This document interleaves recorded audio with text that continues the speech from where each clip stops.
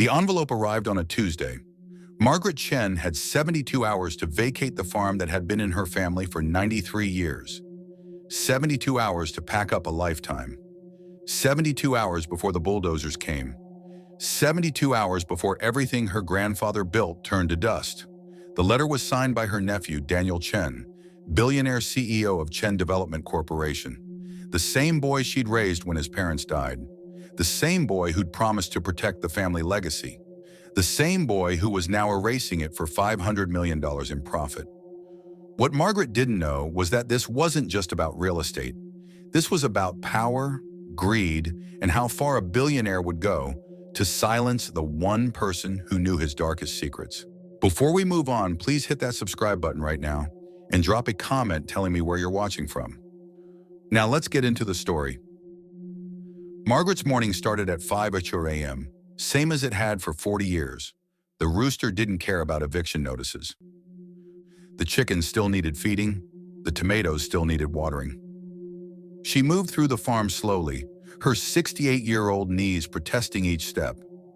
The land stretched across 12 acres on the edge of Riverside County, surrounded now by shopping centers and apartment complexes that all bore the same name, Chen Development. Her neighbor, Robert, had sold his property 2 years ago. Now he lived in a cramped condo downtown, his savings depleted by medical bill Chen's insurance subsidiary refused to cover. Morning, Margaret. Heard about the notice. News travels fast. Daniel's offering top dollar. More than what I got. Margaret poured feed into the trough. Blood money doesn't spend well. Robert's face darkened. What do you mean? Nothing. Forget I said anything. But she couldn't forget. She'd kept Daniel's secrets for 20 years. And now he was betting she'd stay silent while he destroyed her. Across town, Daniel Chen stood in a glass penthouse overlooking the city he owned. At 36, he was worth $4.2 billion. His company controlled half the commercial real estate in the county. His political donations had elected 3 mayors, a governor, and 2 senators. His partner, Victor Reeves, pointed to a holographic projection of the city. A small green square represented Margaret's farm, surrounded by blue towers. Chen Properties. The holdout. When do we break ground? Friday morning. She has until Thursday night. She's your aunt, the woman who raised you. Daniel's expression was ice. She's a business obstacle, nothing more. What if she goes public? Tells people about? She won't. Daniel's voice was sharp. She has too much to lose. Victor studied him. You've changed, Daniel. The kid I met in business school wouldn't have done this. That kid was weak. He died a long time ago. But Victor saw Daniel's hand tremble slightly as he said it. Daniel had been 7 when his parents died in a car accident. Margaret and her husband James had taken him in without hesitation. They'd given him the guest room, enrolled him in school, loved him like their own son. James had taught him to fix fences, plant seeds, understand seasons. Margaret had taught him about patience, about nurturing things, about family being more sacred than money. This land has fed 3 generations, she told him once. Your great-grandfather bought it with money he saved working on the railroad. They wouldn't even serve him in restaurants, Daniel. But he bought this land and proved he was worth more than their hatred. Daniel had cried that night. Why are people so mean? Because they're scared. Scared people hurt people. But we don't have to be like them, Daniel had promised. I'll never be like them, Aunt Margaret, I promise. That boy had died in his first year at business school. Professor Richard Walton had pulled him aside after class. Chen, you're smart, but smart isn't enough. You need to understand that business is war. The ruthless win, the sentimental lose. But what about ethics, responsibility? Walton had laughed. Ethics are for people who can afford them. You want to succeed? You step on throats. You eliminate weakness. You never let sentiment cloud profit. Daniel had absorbed every word. His first deal was flipping distressed properties.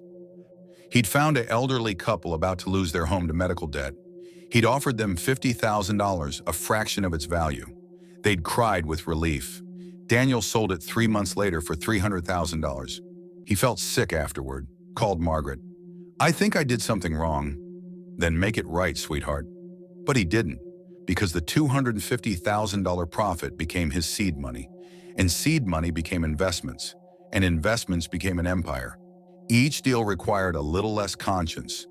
Each success made the voice of that 7-year-old boy a little quieter. When James died 5 years ago, Daniel had been in Dubai closing a $200 million hotel deal. Margaret called, voice broken. "James is gone, Daniel. Heart attack. Can you come home?" "I'm in the middle of negotiations. I'll be there as soon as I can." He didn't make it to the funeral. The deal was too important. He sent $10,000 in a note. "Sorry for your loss." Margaret had stood alone at the grave, bearing the man who'd raised Daniel like a son, while that same boy chose money over love. The next contact was a letter, an offer to buy the farm, $2 million. Margaret tore it up and called him for the first time in a year. "This farm isn't for sale, Daniel." "Aunt Margaret, be reasonable. That's more than fair market value." "Fair? You're putting a price on your family's history. It's just land. It's your history. Your father played in these fields. James taught you to be a man here. I raised you here.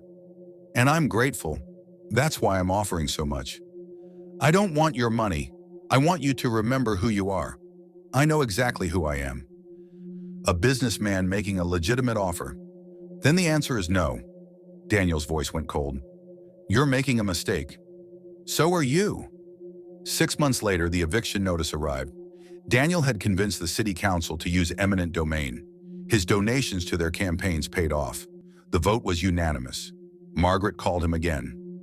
This time he didn't answer. She left a voicemail. "Daniel, please don't do this.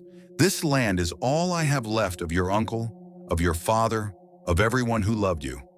I'm begging you. Remember who you used to be." He deleted it without listening to the end. The news crew arrived at 8 a.m. Wednesday. Jennifer Park, Channel 7 News, saw a story that would make her career. "Tell us about the farm," Jennifer said, camera rolling. Margaret stood near the chicken coop, morning sun filtering through the trees her grandfather planted. "My grandfather, Liu Chen, bought this land in 1931 with money he saved working on the railroad for 12 years. Back then, nobody wanted to sell to Chinese immigrants. But he bought it anyway, built everything you see with his own hands. And now your nephew wants to destroy it? He's not my nephew anymore. I don't know who he is now." "What happened to him?" Margaret's voice cracked. "Money happened, power happened. He became the thing we raised him not to be." "Which is?" "Someone who measures worth in dollars instead of humanity." Jennifer leaned forward. "There are rumors about Daniel Chen, allegations of bribery, illegal campaign contributions, exploiting workers. Can you confirm any of that?" Margaret hesitated. She knew things. Things Daniel had confessed to her years ago, thinking she'd take them to her grave. Illegal deals, bribes to city officials, shell companies hiding money offshore. I can't talk about that." "Why not?" "Because he'd threatened her. A phone call 3 weeks ago, his voice devoid of warmth. If you speak publicly about my business dealings, I'll make sure you lose more than the farm. I'll bury you in legal fees. I'll destroy your reputation. I'll make sure you die penniless and alone. Am I clear? Margaret had whispered. How did you become this? I became smart. You should try it. Now on camera, she made a choice. He threatened me.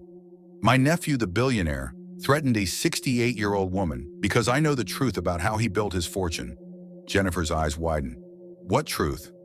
That Chen development is built on bribes, corruption, and exploitation, that he paid off city council members, that he used shell companies to hide illegal profits, that he's crushed dozens of families to build his empire. Can you prove this? Margaret pulled out a folder. 20 years of documents, letters Daniel had written her, bragging about deals, financial records he'd left at the farm years ago, names, dates, amounts. I can prove everything. The interview aired that evening. Within an hour, it had exploded across social media. Nashar Shir Expo's Chen development trended worldwide. The documents showed $2.3 million in bribes to city officials over 10 years. Shell companies in the Cayman Islands hiding $150 million building code violations covered up with payoffs. 47 families forced out of homes through intimidation, wage theft from construction workers totaling $8 million. Daniel's lawyers sent a cease and desist within 2 hours. Too late. The world had seen everything. Daniel's response wasn't remorse, it was rage. He held a press conference the next morning, standing in front of his company logo, wearing a $5,000 suit flanked by lawyers. The allegations made by Margaret Chen are entirely false and defamatory. She's a bitter, unstable woman who's angry about a legitimate business transaction. We will be pursuing legal action for slander, defamation, and libel. A reporter raised her hand. But she has documents. Bank records, letters, fabricated or taken out of context. My aunt is not well. She's elderly, confused, and being manipulated by activists who want to destroy me. Are you denying you paid bribes to city officials? Absolutely. Chen Development follows all laws and regulations. What about the offshore accounts? Legal tax planning. Every corporation does it. What about the families you displaced? Daniel's mask slipped for just a second. Pure contempt flashed across his face before he recovered. Those were standard real estate transactions. If people can't afford to live in developing areas, that's not my fault. That's economics. The room erupted. Reporters shouted questions. Daniel walked out without answering. Behind closed doors, he called his head of legal. Destroy her? I don't care what it costs. Sue her for everything. Freeze her bank accounts. Make her life hell. Daniel, this could backfire. Public sentiment. I don't care about public sentiment. I care about power, and she just declared war. By that afternoon, Margaret received notice of a $50 million defamation lawsuit. Her bank account was frozen. Her utilities were shut off. The companies were all subsidiaries of Chen Development. The protests that had started with 200 people outside City Hall grew to 2,000. Then 5,000. Students, workers, elderly residents, everyone Chen Development had crushed over the years. But Daniel had something they didn't. Infinite money and political power. He called in favors. The mayor, who'd received $500,000 in campaign donations, ordered police to clear the protesters. 50 people were arrested, including Mrs. Patterson, the 73-year-old who'd bought vegetables from Margaret for 30 years. Daniel's media team launched a smear campaign. Articles appeared in newspapers he owned. Margaret Chen, a history of mental instability. Family farm or tax fraud inside the Chen property dispute. Bots flooded social media. She's lying for attention. Daniel Chen is a job creator.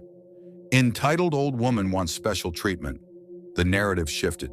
Half the public believed Margaret. Half believed Daniel's spin. And Daniel had one more weapon, the legal system. His lawyers buried Margaret in paperwork, depositions, document requests, motions, each one designed to drain her time, energy, and spirit. She couldn't afford lawyers. The public defender assigned to her was overworked and underpaid, facing a team of 12 corporate attorneys charging $1,000 per hour. It wasn't a legal battle, it was a massacre. Thursday night, 11:59 p.m., Margaret's final hour. She sat on her porch, surrounded by 1,000 protesters who'd formed a human chain around the property. Students, families, elderly residents, all refusing to leave. Jennifer Park's camera crew broadcasted live. We're here at the Chen family farm, where Margaret Chen faces her final minutes before eviction. Behind me, you can see protesters linking arms, determined to stop the demolition. At midnight, the bulldozers arrived. Behind them, 50 police officers in riot gear. The police chief, who'd received a $100,000 donation to his retirement fund from Daniel Chen, stepped forward with a megaphone. This is an illegal assembly. You have 5 minutes to disperse or face arrest. Nobody moved. Daniel watched from his penthouse via drone footage. Victor stood beside him. You don't have to do this, Daniel. You've already won. The court ruled in your favor. You could show mercy. Mercy is weakness. Mercy is humanity. Daniel turned to him, eyes dead. Then I guess I'm not human anymore. At 12:05 a.m., the police moved in. What happened next was captured on dozens of phones and broadcast worldwide. Officers dragged protesters away. Elderly people were thrown to the ground. A college student's arm was broken. Mrs. Patterson was pepper-sprayed at point-blank range. Margaret refused to leave her porch. Two officers grabbed her arms. "Please," she said quietly, "just give me a moment to say goodbye." "You're trespassing, ma'am. Let's go."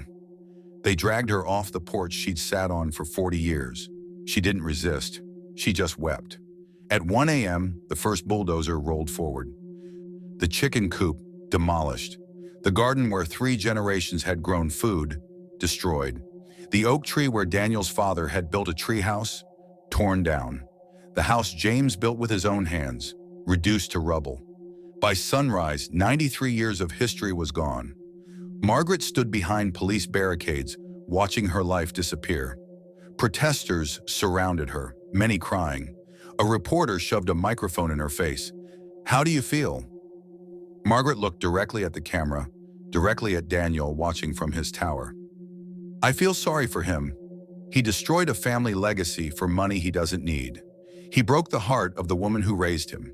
He became exactly what we taught him to fear, and he'll never get back what he lost tonight." What did he lose? His soul. Daniel thought the demolition would end it.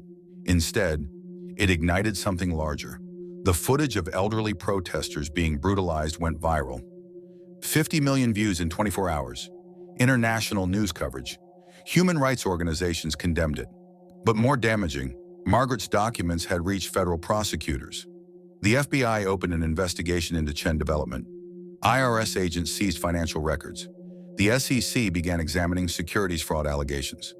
Daniel's lawyers assured him it would blow over. Rich people rarely face real consequences, but this time was different. An investigative journalist named Marcus Reed spent 3 months following the money. What he found was worse than Margaret's documents suggested. Chen Development hadn't just bribed local officials. They'd created a network of corruption spanning 3 states. Governors, senators, judges, all bought and paid for. The construction workers who'd built Daniel's empire, many were undocumented immigrants paid $3 per hour, threatened with deportation if they complained. The affordable housing Chen Development promised? Never built. The money went into offshore accounts. The environmental impact studies required by law? Faked. Chen properties were built on contaminated land, poisoning residents. Reed published his findings in a 15,000-word expose. The evidence was irrefutable. Within a week, 3 city council members resigned. 2 state senators were indicted. Chen Development's stock crashed 67%. Banks called in $2 billion in loans. Business partners fled. Daniel's empire began to crumble. But here's what billionaires do when they're cornered. They don't accept responsibility. They find scapegoats. Daniel held another press conference, this time looking exhausted. "I've been betrayed by people I trusted. My CFO handled financial matters I wasn't aware of. Contractors made decisions without my knowledge. I'm as shocked as anyone by these revelations." Translation: everyone else was guilty. He was the victim. "I'm stepping down as CEO while these matters are investigated, but I maintain my innocence." A reporter shouted, "What about Margaret Chen? What about the farm you destroyed?" Daniel's mask finally shattered. Pure contempt twisted his face. That farm was an obstruction. She refused a generous offer. She made her choice.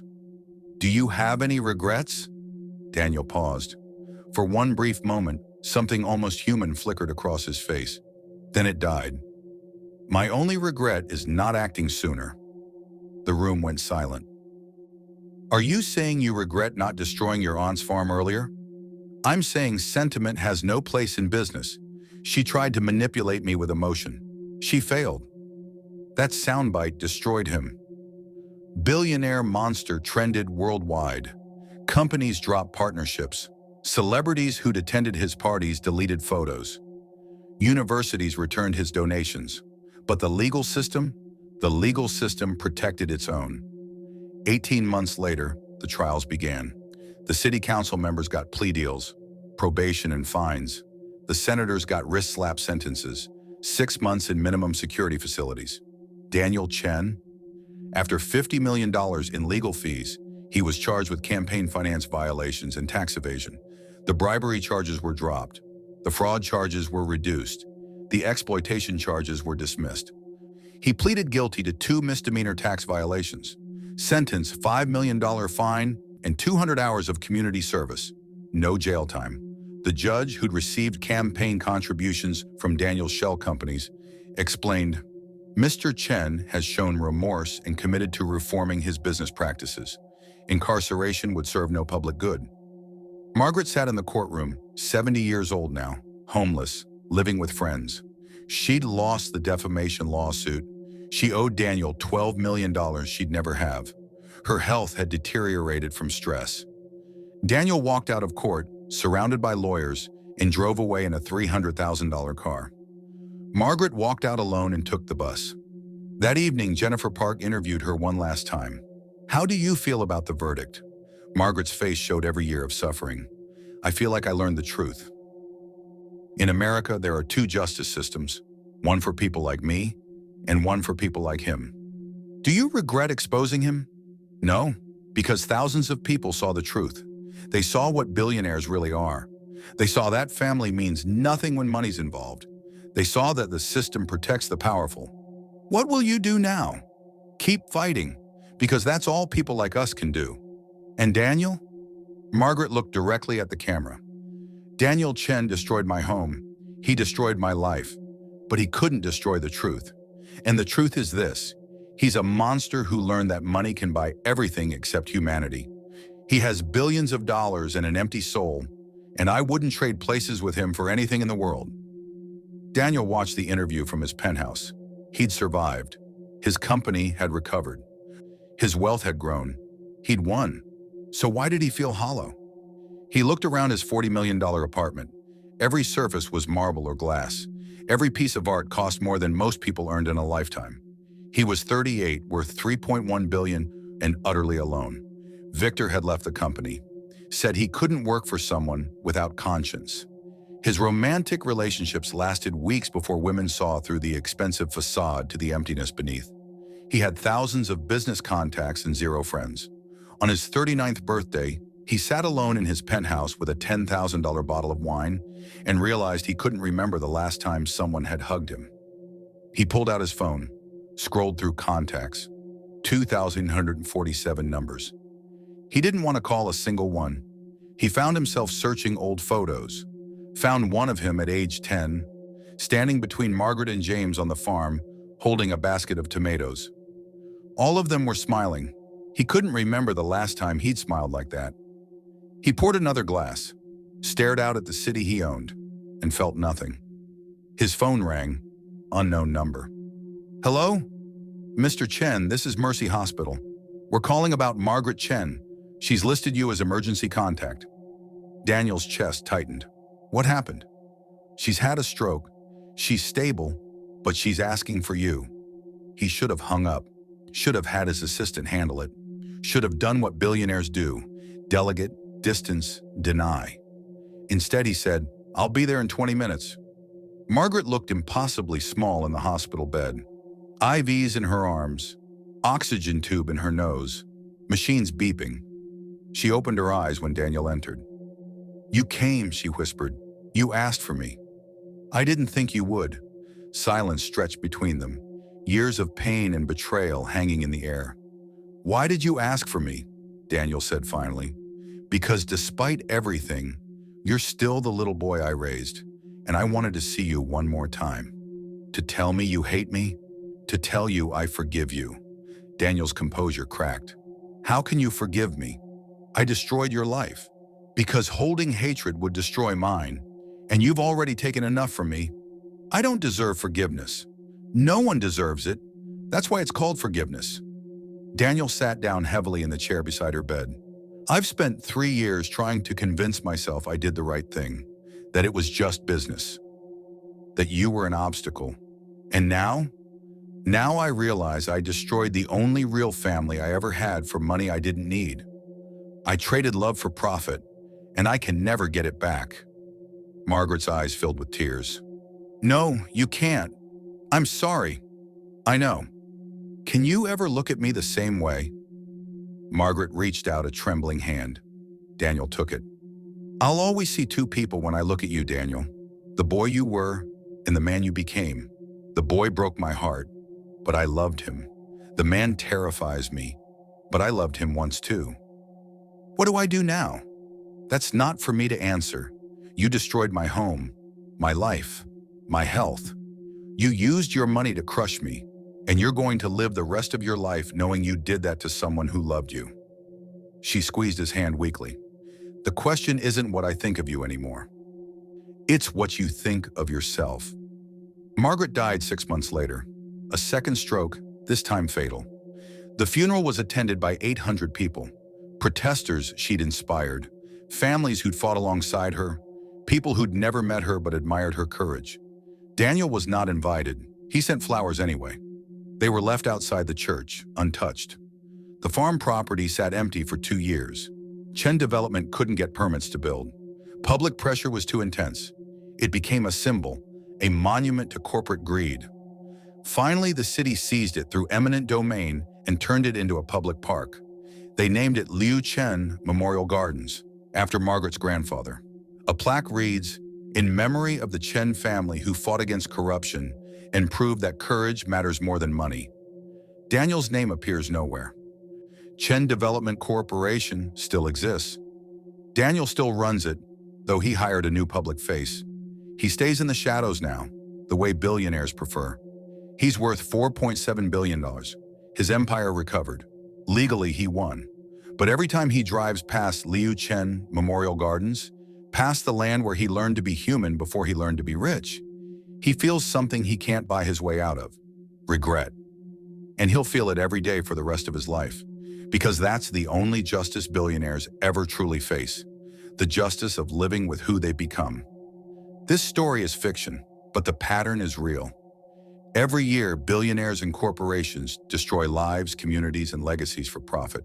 They use the legal system as a weapon. They buy politicians, influence judges, and escape consequences. Margaret Chen is every person crushed by unchecked power. Daniel Chen is every billionaire who forgot they're human. The system protects wealth, not people. Laws bend for money, not justice. And the only way it changes is if we stop worshiping billionaires and start holding them accountable. Share this story. Talk about it. Demand better. Because the next Margaret Chen could be your grandmother, your neighbor, yourself, and the next Daniel Chen is already making plans. If this story made you angry, good. That means you still have a conscience. Subscribe for more stories exposing how billionaires rig the system, crush the powerless, and escape justice. Drop a comment. Have you or someone you know been destroyed by corporate greed? Let's expose these stories together.